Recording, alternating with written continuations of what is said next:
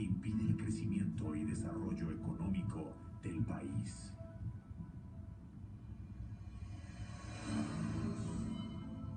México en el 2050. México se encuentra dentro de las primeras 5 economías del mundo. La educación en todos los niveles es de excelencia. La inversión en ciencia y tecnología ha rendido frutos. Más de 11.000 kilómetros de litorales se han aprovechado productivamente para impulsar la economía a todos los niveles. El campo es autosuficiente. El crédito interno ha apoyado el crecimiento y consolidación de las pequeñas y medianas empresas, convirtiéndolas en referente a nivel internacional. Las oportunidades laborales siguen aumentando y la pobreza se elimina. Los ciudadanos cuentan con acceso universal a servicios de salud de excelencia, lo cual se refleja en el aumento productivo de la población. México ha pasado a ser un país de prosperidad y oportunidades con un nivel de vida de primer mundo. El transporte es eficiente en todo el territorio nacional. La huella ambiental es mínima debido al desarrollo y aprovechamiento de fuentes alternativas de energía. México se convierte en una potencia energética. El tejido social y los niveles de satisfacción se encuentran al más alto nivel, gracias al aumento en educación y productividad, lo cual ha contribuido a disminuir de forma importante los niveles delictivos. México participa activamente en los esfuerzos ante las amenazas globales y se consolida líder diplomático. Hay prosperidad para todos. Estos son posibles escenarios de nuestro futuro y nosotros debemos decidir cuál es la opción que queremos. Es tiempo de actuar con determinación para llegar a ver el México que nos gustaría en el año 2050. Participa, tuitea e influye. Qué padre se ve en México así, ¿verdad? Ojalá y se nos dé. Bien, vamos a dar en continuación con una parte que a mí en lo personal me llena de mucha satisfacción, porque durante algún tiempo que conozco al doctor he visto parte de este crecimiento que él ha tenido, y si vieran qué padrísimo es ver que alguien tan joven pueda lograr tantas cosas, y por mi edad pues más me enorgullece, ¿no? Los paradigmas solo pueden establecerse a través de las constantes revoluciones científicas, atravesando el núcleo duro del proceso, y México demuestra constantemente que cuenta con los recursos humanos que le permiten desechar enigmas e instaurar paradigmas que se transforman en teorías y leyes científicas. Tomás Samuel Kuhn. Bueno, hay que quitar nada más a los políticos, ¿verdad? Bien. Es el momento más padre. Esta conferencia tiene 3 momentos muy importantes, o para mí lo son. La primera parte, que es la que me va a encantar con mucho gusto mencionarles detalle a detalle, es la presentación del doctor Rogelio. Tendemos los mexicanos a no reconocernos porque somos malinchistas, pero me da mucho orgullo que él sea mexicano, y por eso esta parte es para mí, y yo creo que para aquellos quienes sabemos lo importante que un mexicano sea destacado y pueda sobresalir, pues van a estar en la misma situación. El doctor Rogelio García Pérez es nuestro conferencista del día de hoy. Es médico cirujano y partero, egresado de la Universidad Rusa de la Amistad de los Pueblos, Moscú. Biólogo experimental por el Instituto Atomium de Bruselas. Tiene la maestría en Ciencias en Patología Molecular y el doctorado en Ciencias en Epigenética Clínica y Metagenómica por el Instituto Atomium de Bruselas. Cuenta actualmente con 39 artículos de investigación en revistas de circulación internacional como la NCPI y PubMed, entre los que destacan sus trabajos en las líneas de investigación en genética molecular, bioquímica clínica y terapia celular. Ha sido profesor titular de tiempo completo en la Universidad durante 3 trimestres consecutivos en las asignaturas de Fisiología Animal, Ciclo Celular, Apoptosis y Senescencia, Cáncer, Morfología y Microambiente. Durante el segundo semestre del año 2014, se desempeñó como coordinador del Departamento de Investigación Básica en Virología del Instituto Atón. Es fundador del Instituto Superior de Naturopatía y Ciencias Médico-Biológicas en México.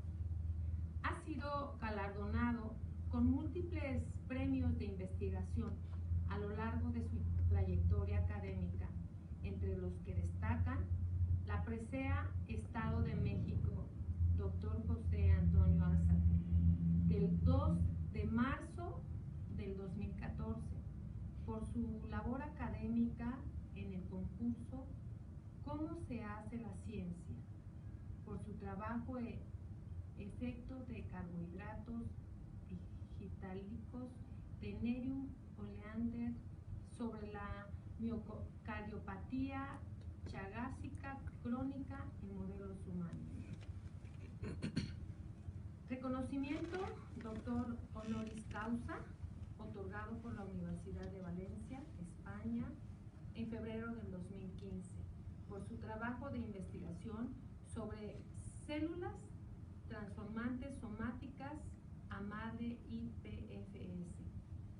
Este último trabajo le mereció postulaciones a premios de renombre internacional para el año 2016, de los cuales en su debido momento la Universidad Nacional Autónoma de México dará a conocer a través de sus medios de publicación y el ciclo de conferencias programado en el Centro Cultural Universitario. El doctor Rogelio García Pérez ha impartido una gran cantidad de conferencias magistrales en México y Rusia, así como más de 30 cursos de especialidad y posgrado en el área médica, principalmente en medicina biológica, proteómica, genómica y epigenética clínica. Actualmente es miembro de la Sociedad Española de Medicina Genómica de la Universidad de Valencia e investigador nivel 2 del Sistema Nacional de Investigadores. El día de hoy, 19 de septiembre del 2015, el doctor Rogelio García Pérez presenta el tema virus de papiloma humano y su progresión hacia cáncer cérvico-uterino. Por favor, démosle la bienvenida al doctor con un fuerte aplauso.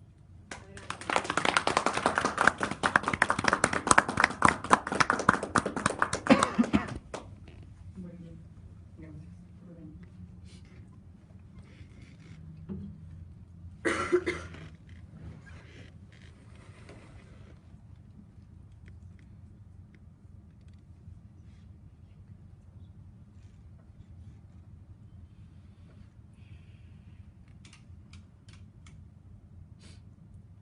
Estamos esperando a que lleguen compañeros médicos y tenemos la fama de que siempre llegamos tarde a todos lados, ¿verdad? Entonces, el tema que me solicitaron, pues es un tema muy vasto, lo podemos abordar desde muchos puntos de vista.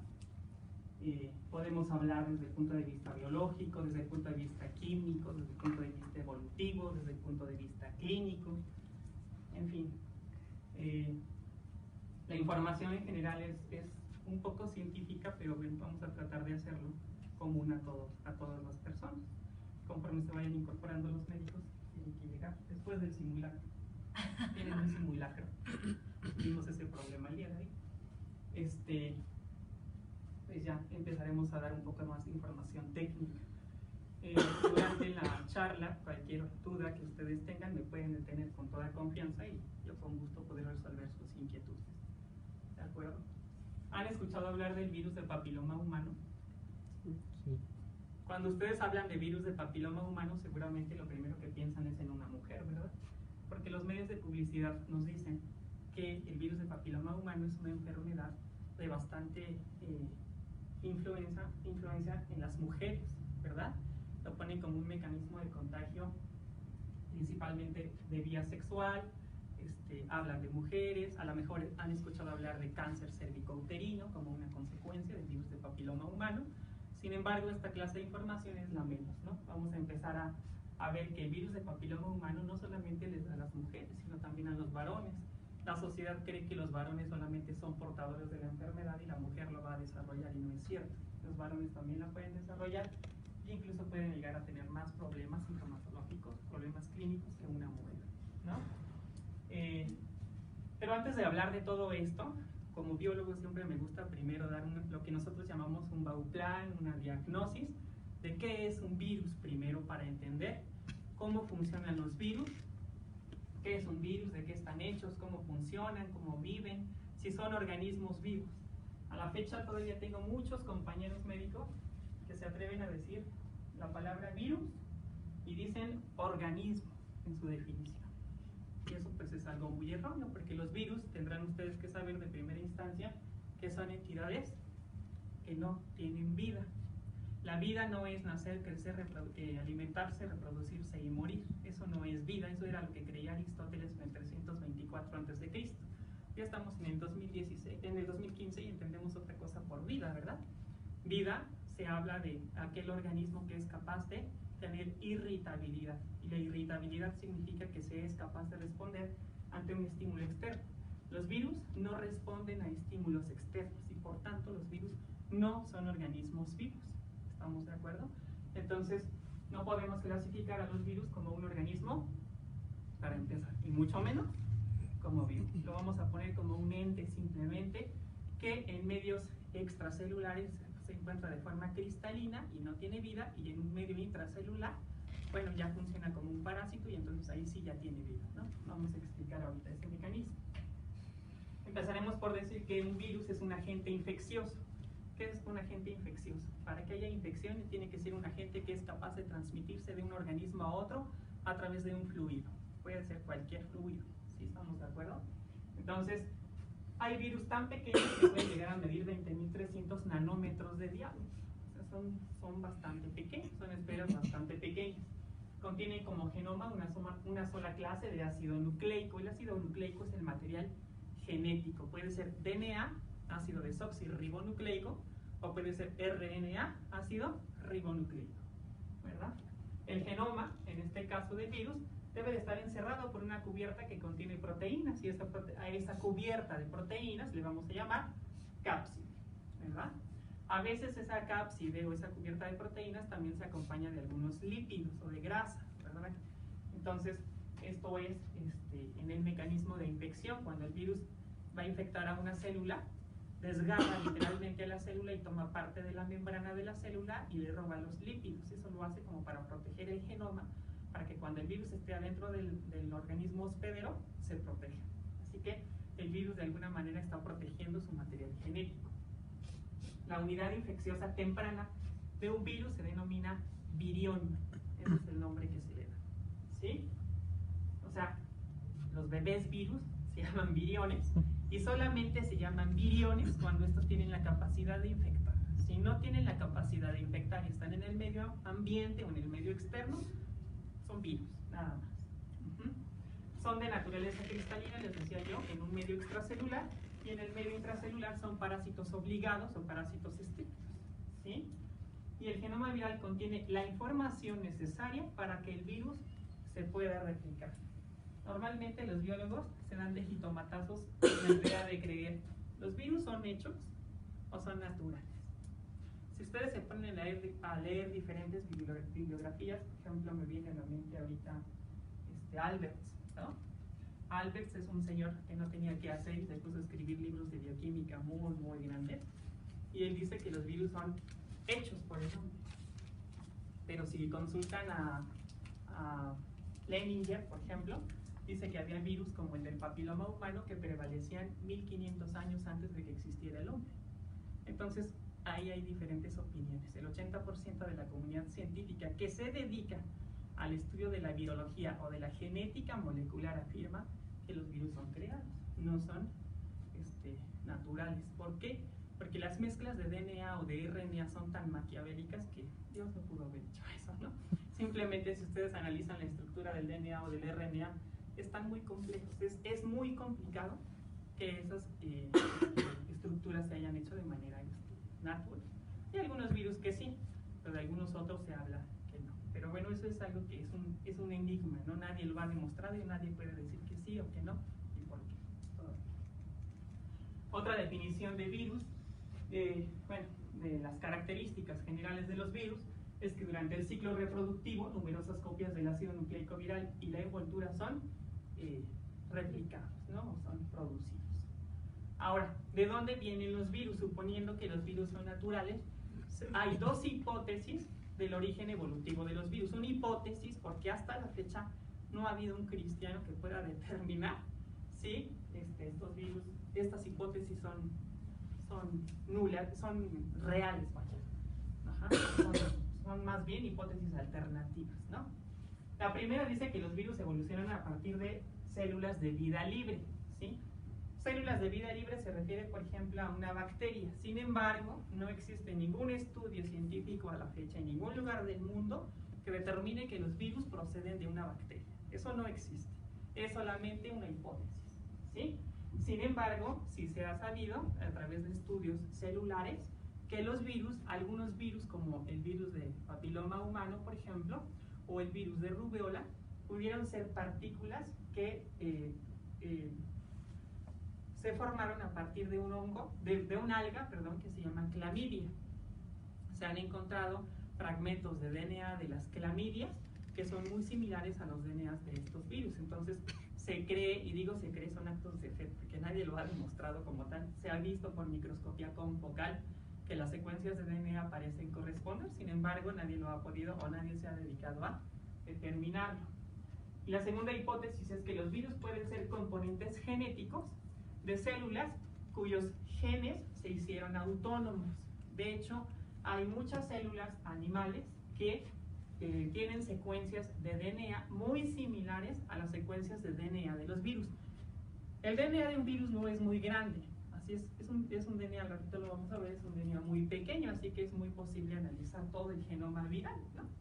Entonces, parece ser que hay secuencias de algunos genes que en biología se denominan transposones, o genes saltarines, o genes brincolines, como le quieren llamar, que en algún momento de la evolución se hicieron autónomos y ellos mismos dieron lugar a organismos como, dicen, organismos como los virus, ¿no? Elementos como los virus, en este caso. Ahora, eso es en cuanto al origen evolutivo, son solamente hipótesis y en cuanto a las características generales de un virus, ¿sí? Aquí es muy importante diferenciar, siempre yo les digo a los alumnos, si Lynn Margulis, que fue una mujer, una bióloga, se volvería a morir si escuchara cuando los médicos tratan de diferenciar tratan de diferenciar a los organismos, y en esa diferenciación o clasificación de los organismos procariontes, cuando nos hablan, por ejemplo, de protistas pigmentados, nos hablan de hongos, nos hablan de célula vegetal, de célula animal, me meten a los virus, ¿no? Todavía chequen clasificaciones, o es más, chequen libros de microbiología médica y me ponen a los virus dentro de las clasificaciones, y eso pues es totalmente incorrecto, ¿no? Ahorita les voy a explicar. ¿Sí? Gracias. Tenemos muchas formas de clasificar a los virus, ¿sí? Algunas de las formas de clasificar a los virus puede ser, por ejemplo, a través de las enfermedades que estos producen. Sin embargo, no es una forma correcta porque no todos los virus producen enfermedades en el caso de los seres humanos, ¿verdad? Pero bueno, una forma es a través de las enfermedades, puede ser también a través del tipo de célula que invaden, o de la célula hospedera, si es eucarionte o si es procarionte, y otra, que es la más usada, es a través de sus características bioquímicas, sus características químicas. La clasificación más antigua es la de las enfermedades que causan, y se clasificaban a los virus, por ejemplo, como virus por enfermedades generalizadas, por ejemplo, aquellas que se diseminan a través de la sangre y son capaces de invadir todos los órganos o una gran cantidad de órganos del cuerpo. ¿verdad?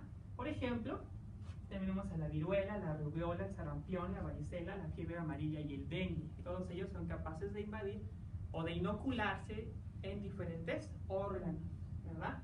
Tenemos virus de enfermedades organoespecíficas que se transmiten a través de la sangre, ¿verdad? La sangre es el vector y llegan a posicionarse en un solo órgano, o a veces incluso en una sola región o un solo tejido del órgano.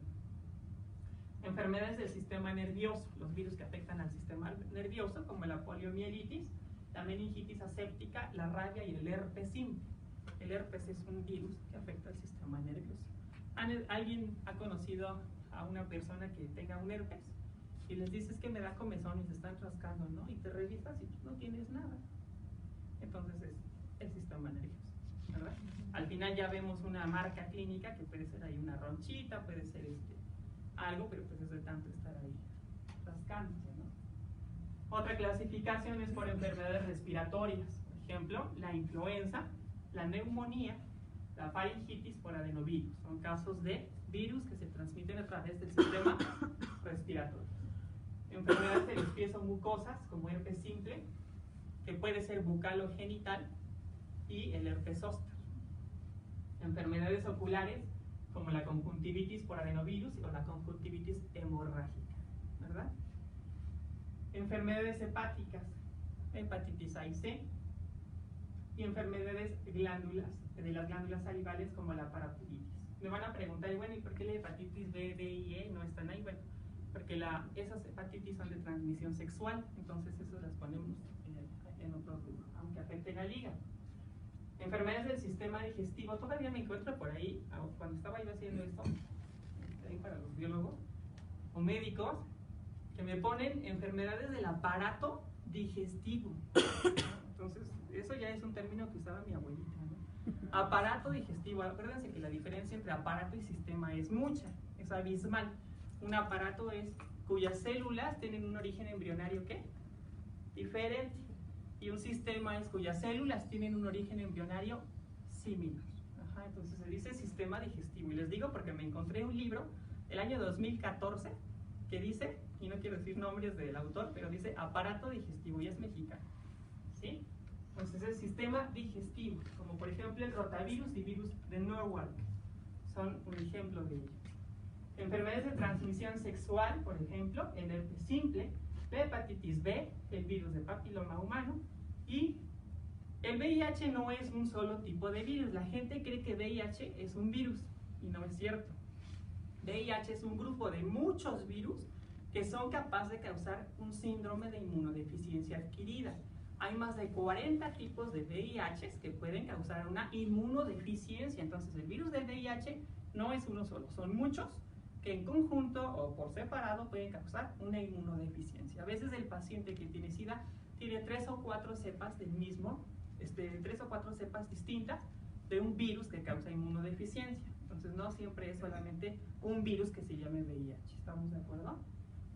Ahora, según el tipo de célula que invade, todavía decían los libros viejitos que las células procariotas eran las células cuyo núcleo no estaba rodeado por una membrana. Es más, estas células no tenían núcleos, es falso, ¿no? Porque finalmente el genoma está ubicado al centro de una célula y la característica de esa célula procariota, que resulta ser adaptativamente mucho mejor que la célula eucariota, es que puede formar los organelos cuando le plazca la gana, cosa que la célula eucariota no puede hacer.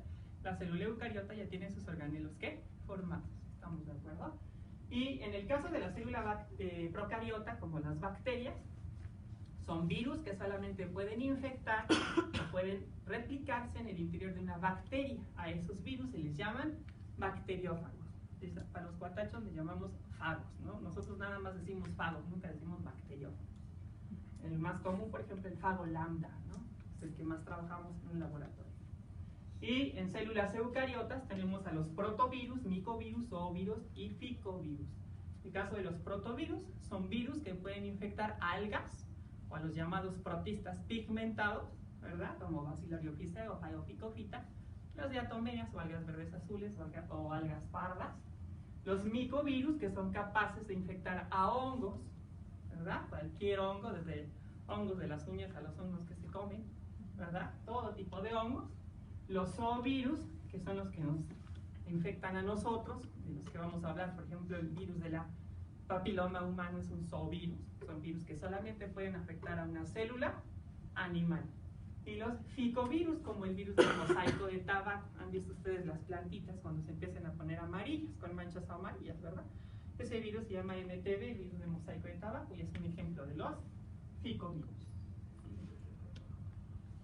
Y bueno, la clasificación más usada que tenemos actualmente es a través de las características químicas de los virus, ¿sí? Separar a los virus en grupos principales llamados familias. Tenemos familias de virus, tomando como sensibilidad los agentes químicos y el modo en que los virus se van a replicar cuando estén dentro de la célula. Ahí ya no se van a llamar virus, van a estar escuchando a lo mejor la palabra partícula viral. ¿Por qué? Porque vamos a encontrarnos con que el virus no entra completito, solamente deja caer su genoma, y ese genoma es lo que nosotros llamamos como una partícula viral.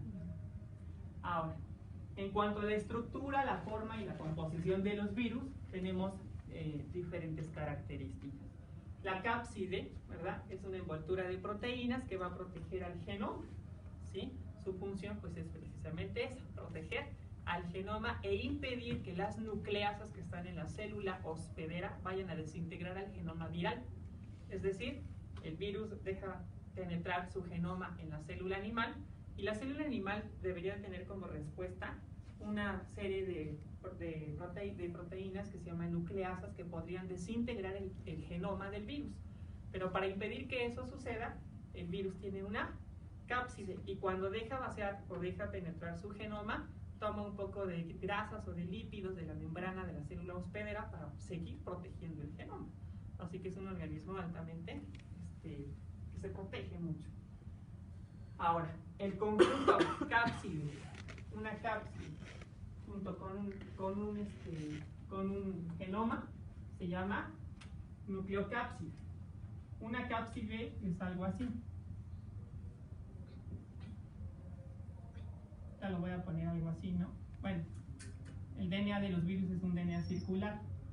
Entonces, esta estructura de aquí se llama cápside. Y esto es el genoma, que bien puede ser DNA o puede ser RNA. Al conjunto de genoma y cápside se le llama nucleocápside, a esas dos cosas, ¿sí? El tipo de ácido nucleico puede ser ADN o ARN, y decimos entonces, si el virus tiene una conformación de ácido ribonucleico o de ARN, es unicatenario, es decir, el ARN solamente es una sola cadena, a diferencia de los virus que tienen DNA, son bicatenarios, porque se han escuchado que el DNA es una doble cadena, ¿verdad? Es una doble hélice, entonces son bicatenarios. Aunque, bueno, ya saben que a la vida le gusta complicarse la existencia, y ya empiezan a aparecer virus con ARN bicatenario y con ADN unicatenario, ¿no? Y la cosa se empieza a complicar más adelante. Sin embargo, ahorita vamos a entender como que esta es una clasificación muy, muy general. Por unidades estructurales, esa cápside que les puse está fragmentada, pareciera una estructura geométrica.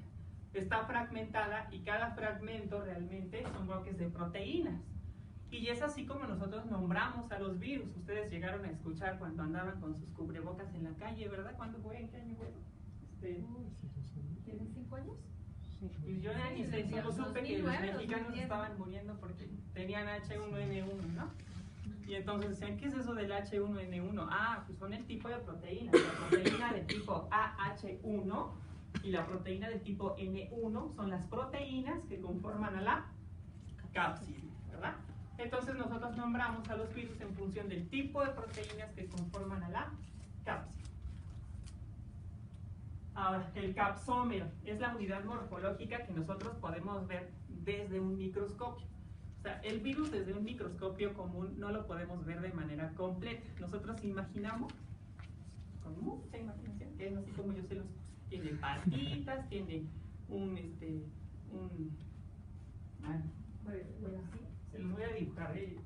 Con mucha imaginación tiene una estructura algo así. No se los puse todo en la pantalla porque sería muy aburrido estar pasando la pantalla, ¿verdad? Entonces, aquí realmente se produce el DNA del virus, este es el soma del virus. Y después tiene unas patas con las cuales se ancla a la célula. Pues son unas patas, literalmente. Entonces, toda esta estructura nosotros imaginamos que es así, pero en un microscopio no lo podemos ver. Lo que nosotros solamente podemos ver es esta parte, hasta aquí, hasta el soma. Así que la cápside y el soma se llaman capsómeros. Es lo que nosotros podemos mirar en un microscopio. Ya si usted tiene mucho dinero y tiene un microscopio confocal o una electrónica de barrido, cosas así, pues a lo mejor ya lo puede ver todo, ¿no? Pero si no, pues se tiene que imaginar que los virus son así. Y lo único que puede ver es un capsómero como tal. Tenemos una cubierta, que es una membrana que contiene lípidos, ya les dije. Esos lípidos, ¿de dónde los toma? Los virus no tienen lípidos de manera natural, los va a tomar de la célula. Cuando penetre la célula, va a romper la membrana y de esa membrana va a tomar una parte de lípidos para proteger su DNA. Se dice que a esa parte de que el virus penetre a la célula, a esa parte se le llama maduración del virus, ¿verdad? Y el virión, finalmente, es la partícula completa, el genoma completo que ya está dentro de la célula. Son los términos que vamos a estar escuchando. En cuanto a la morfología, los biólogos, que les gusta mucho clasificar todo en función de cuántas patitas, todo eso. Bueno, tenemos una forma, una simetría, ¿verdad? Por ejemplo, los virus tienen simetría cúbica. Si tienen una simetría cúbica, tienen una estructura icosaédrica. ¿Qué significa eso? Que tienen 20 caras.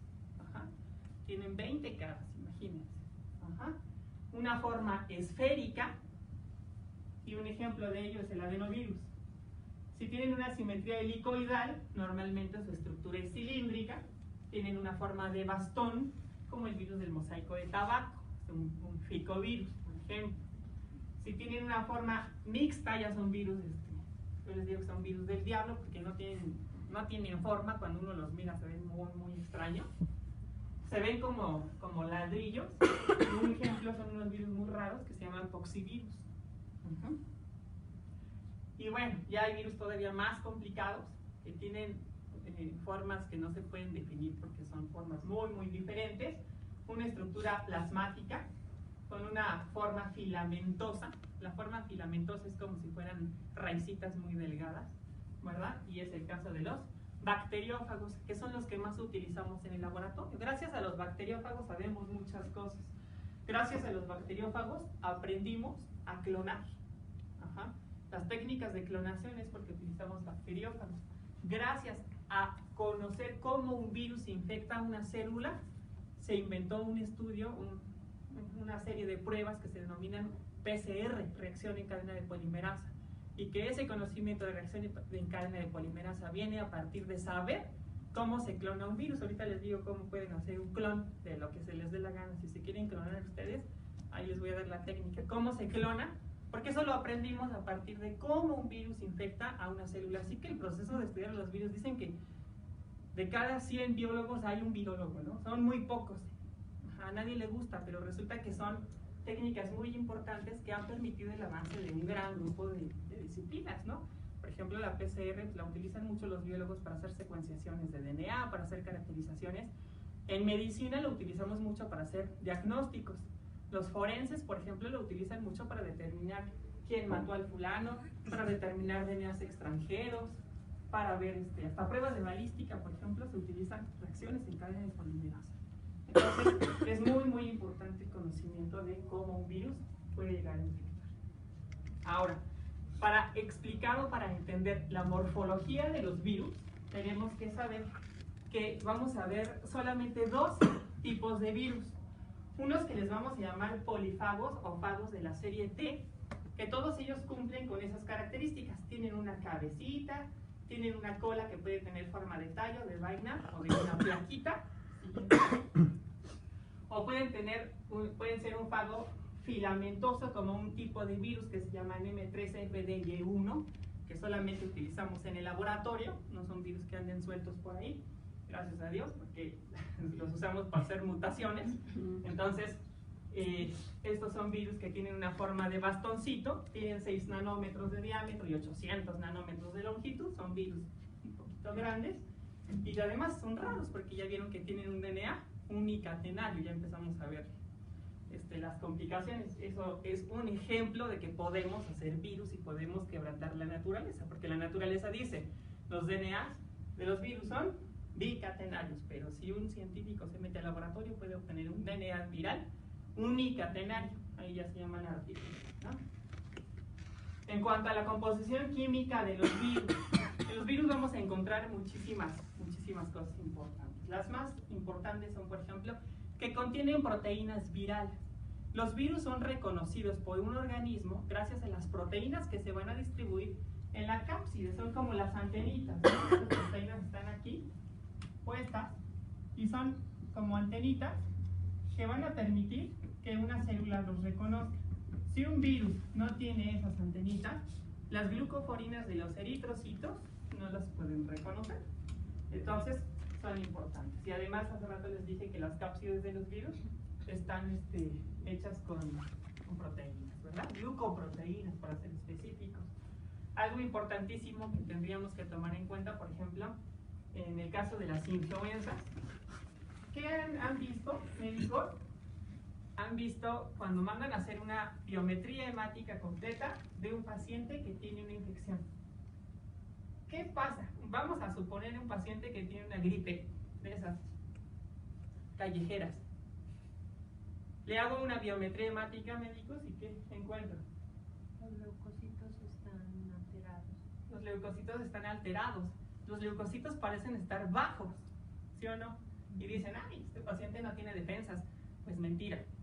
Los leucocitos no están bajos. Lo que pasa es que los virus de influenza tienen una sustancia que se llama hemaglutinina, que son capaces de amontonar, literalmente aglutinar los eritrocitos. Y como se amontonan, nosotros ya no los podemos cuantificar. Pero no es que haya menos, es que simplemente están todos hechos bola. Y eso no se sabía hasta que alguien se puso a investigar. Alguien que no tenía que hacer se puso a averiguar cómo funcionaban estos virus de la influenza. Y encontraron que la hemaglutinina aglutinaba o amontonaba los eritrocitos en una sola región. Y eso es lo que sucede, ¿no? Respecto de la composición química de los virus, hay enzimas dentro de algunos viriones, ¿sí? Eso también es algo ya un poquito más complicado. Si ustedes se ponen a leer, van a encontrar en los virus una definición que se llaman retrovirus. Y empiezan a hablar de retrovirus y nunca explican, ningún libro, no me he encontrado a la fecha, ningún libro que te diga qué caramba es un retrovirus. Simplemente empiezan a utilizar la palabra retrovirus y te hacen bolas con qué es eso, ¿no? Realmente un retrovirus es uno de esos virus, que no todos lo tienen, que tienen enzimas. Una pequeña enzima que se llama transcriptasa inversa o se llama retrotranscriptasa inversa o transcriptasa reversa. Es una enzima muy pequeñita que contienen algunos virus que son capaces de transformar a partir de ARN, lo traducen y forman ADN, como es el caso de los virus del papiloma humano y el caso del virus del VIH, de los virus del VIH. Esos virus tienen esa enzima y entonces es muy difícil matarlos porque tú le metes un medicamento destinado a desintegrar el DNA y pues bien habilidoso se transforma en RNA y ya no le haces nada. Y metes un medicamento para para desintegrar el RNA y a través de la transcriptasa reversa traduce el RNA en DNA y tampoco le haces nada. Entonces son virus que es bien difícil hacerle cosquillas bajo estas circunstancias, ¿no? Así que la enzima transcriptasa reversa durante mucho tiempo constituyó un verdadero dolor de cabeza para poder solucionar este tipo de problemas, ¿sí? El ácido nucleico viral, ya les dije, el genoma puede ser DNA o puede ser RNA, es una característica química finalmente. En el caso del DNA, pues tiene bases púricas y solamente púricas y alguna espirimídica, como la guanina, la citosina, la timina y la adenina. En el caso del RNA, bueno, además de ellas tiene uracilo, ¿verdad? Los lípidos virales. Las grasas, insisto, pero esas grasas no son propias de los virus, sino provienen de las membranas de las células que están infectando. Respecto de los mecanismos de interacción entre un virus y una célula eucariota, o un virus y una célula y una bacteria, una célula de vida libre. Los virus solo se replican en células vivas y utilizan su metabolismo. Ustedes jamás van a encontrar que un virus se ande replicando en el ambiente, eso no existe. Ajá.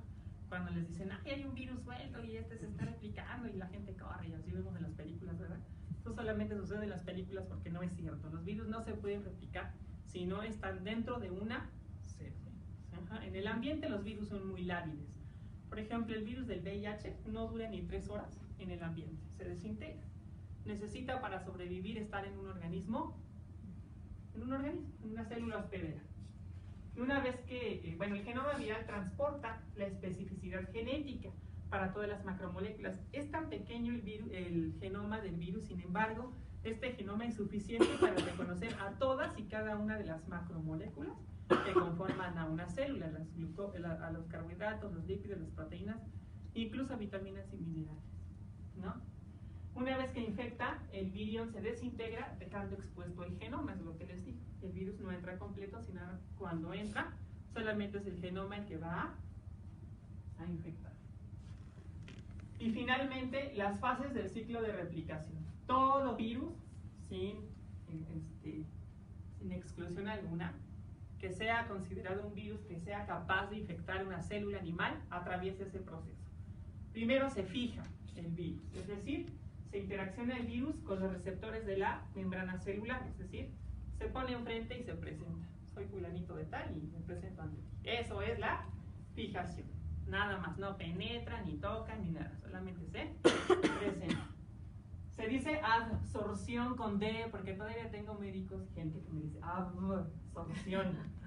Y la absorción no existe, ¿eh? Eso es otra cosa muy diferente. En biología y en medicina se dice absorción con D.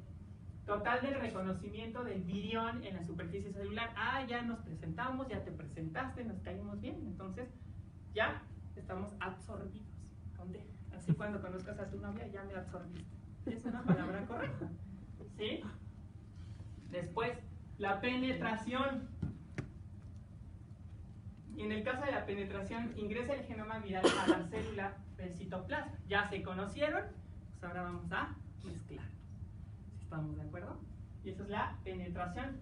El tipo de penetración, obviamente, es una endocitosis. Endocitosis significa, en términos generales, comer, alimentarse. Una célula come, pero la célula no dice voy a comer, dice voy a endocitar. Y la endocitosis puede ser por fagocitosis, si son elementos sólidos, o puede ser por pinocitosis, si los elementos son líquidos. Así que este tipo de fagocitosis se llama endocitosis. Es una endocitosis por fagocitosis, también llamado viropexia. ¿Por qué? Porque lo que se está tragando la célula es un virus y finalmente es un elemento sólido. Entonces una fagocitosis que se denomina viropexia. Entonces a la penetración también se le puede llamar viropexia. La denudación o desnudación. La denudación. Todo esto les está sonando como dos novios. Es igualito, cuando dos personas se conocen, todo el proceso, ¿sí? La denudación, no desnudación. Denudación es la separación de la cápside. Literalmente el genoma ingresa a la célula, pero yo les dije, no entra todo el virus, va a entrar solamente la cápside. O sea que entra desnudo, por eso se llama denudación. La síntesis de componentes virales, es decir, se replica el virus dentro de la célula, ¿no? Empieza a hacer de las suyas y empieza a replicarse el genoma, ¿verdad? Porque dentro del mismo genoma hay una secuencia que le permite poderse replicar y es la síntesis del componente viral. La maduración es que dentro de la célula hospedera el genoma empieza a formar a su alrededor cápsides. ¿Sí estamos de acuerdo? Empieza a formar su cápside otra vez, ¿para qué? Para protegerse y algún día salir, ¿no? A eso se llama maduración. Y finalmente la gran liberación, ¿no? Cuando a la célula ya no le caben tantos viriones, esa célula estalla, es decir, se lisa, lisis, por eso se le llama ciclo lisogénico. Si se ponen a estudiar en los libros de biología, lo ponen como ciclos lisogénicos. ¿Y qué significa eso? Que la célula literalmente estalla y cada virus ya con su cápside y todo sale a buscar otra célula y volver a hacer todo el ciclo de replicación. Todavía también me encuentro biólogos y médicos que me dicen duplicación. Ajá. Solamente los organismos eucariotas se duplican. El virus, si fuera un organismo, sería procariota. Ajá. Entonces, se replica. Estas bibliografías que están ahí solamente son algunas bibliografías que pueden consultar para el caso de lo que sería el conocimiento general de los virus desde el punto de vista biológico. Esas son las características generales de los virus. Ajá. Ahora, tenemos en general hemos hablado de que los virus pueden penetrar una célula y a eso se le llama finalmente el mecanismo de infección. Y entonces usted tiene una gripe, tiene una infección en la garganta, tiene una neumonía si le va muy mal, ¿verdad? Si le va bien, pues es solamente una gripe o una tos, ¿no? Si le va muy mal, pues es una neumonía o cosas así. Pero finalmente, en cualquiera de esos casos, va usted con el médico y ya, le dan sus antibióticos y ya, se le quita el problema. ¿Sí o no? Pero hay otra clase de virus que son más maliciosos. Son virus que además tienen toda una maquinaria, por ejemplo, tienen enzimas de transcriptasa reversa, y que estos virus son capaces de alterar la morfología celular. Los virus comunes, los de la gripita, los virus de la neumonía, todos estos virus, esos no van a alterar la morfología celular, solamente te van a causar como tal el problema de infección, y además son virus que van a penetrar a la sangre desde un primer instante, ¿no? Primero las mucosas y después pueden llegar vía hematógena, ¿verdad? Es decir, pueden llegar a la sangre y así llegar a un órgano. Pero fíjense que esos virus son fáciles de eliminar. A veces el mismo sistema inmunológico, si te quedas quieto, tu sistema inmunológico trabaja y los elimina. Hay virus que decimos nosotros son virus más inteligentes, y esos virus ni siquiera, cuando hablamos de sistema inmunológico tenemos que hablar de sangre, ¿sí estamos de acuerdo? Un organismo que no tiene sangre, como tal, no tiene un sistema inmunológico, tiene otros mecanismos de defensa. Por ejemplo, las bacterias tienen enzimas de restricción, endonucleasas de restricción o restrictasas, como le quieran llamar. Pero finalmente esas no son sistema inmunológico, son mecanismos de eliminación de elementos extranjeros. Pero para hablar de sistema inmunológico tenemos que hablar de sangre. Entonces hay algunos virus macabros, como por ejemplo el virus del papiloma humano, que en un primer contacto sabe que no debe de alborotar al sistema inmunológico. Porque si se alborota el sistema inmunológico, literalmente el virus en ese primer instante lo van a batear, ¿verdad? Porque nuestro sistema inmunológico es relativamente sofisticado. Entonces, para evitar eso, lo que hace es, dice, bueno, primero voy a ingresar al organismo y voy a reconocer al organismo, voy a ver cómo el organismo funciona, y ya después, ya conociendo cómo es, entonces ya lo puedo atacar. Así que el virus solamente penetra los epitelios, no se mete a la sangre, porque si se mete a la sangre, lo puede reconocer el sistema inmunológico. Para evitarse ese problema, solamente se queda en los epitelios. ¿Estamos de acuerdo? En tanto, el virus es capaz de reconocer a algún agente. Y entonces, esa clase de virus que solamente se va a penetrar a los epitelios, que está observando cómo funciona el teatrito, ¿verdad? Y que puede alterar la morfología de una célula, a esa clase de virus, ¿verdad? Son, por ejemplo, como el virus del papiloma humano, de la cepa 16, y el virus de la cepa 18.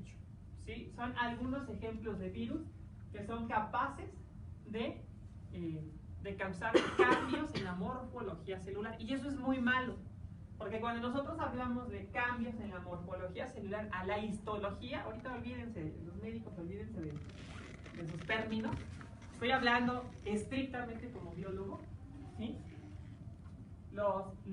Cuando hablamos de morfología celular o de alteración de la morfología celular,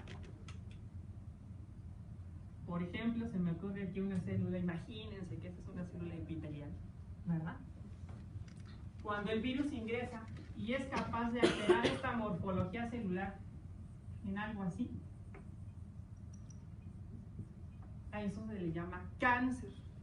La morfología celular de las células cancerosas es fibroblastoide.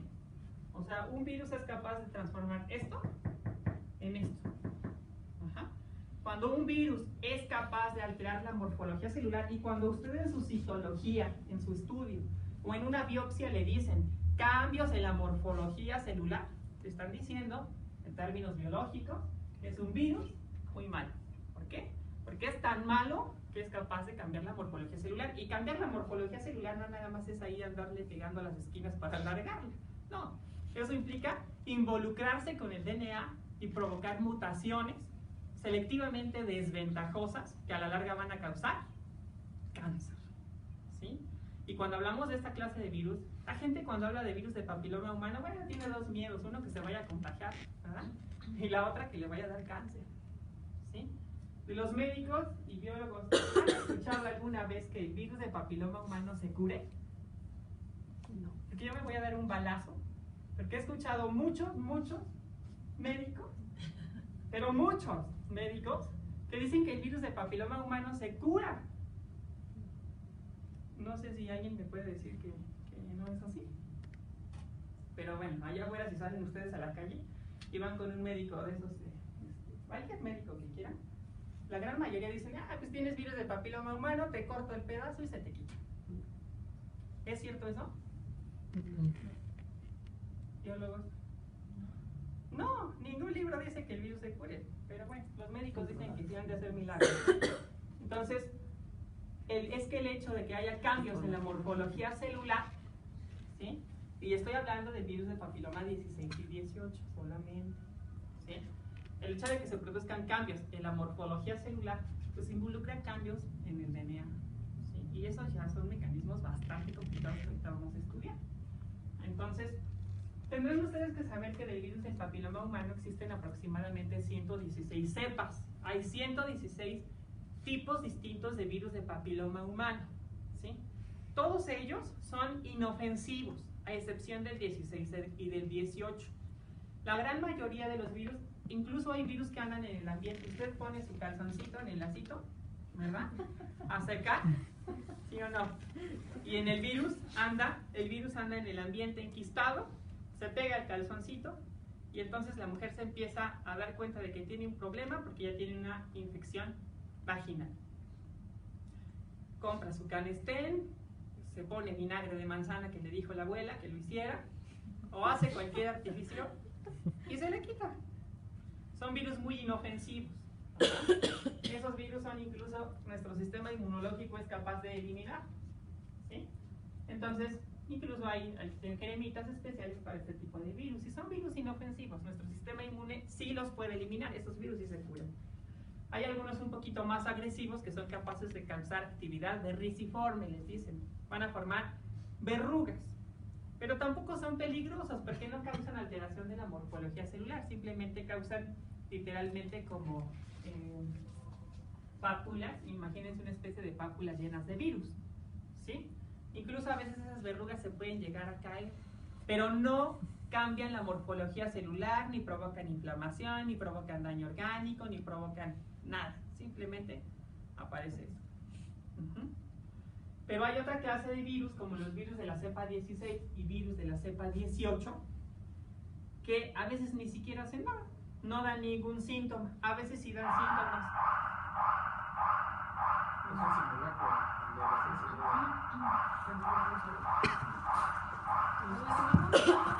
seguir los protocolos.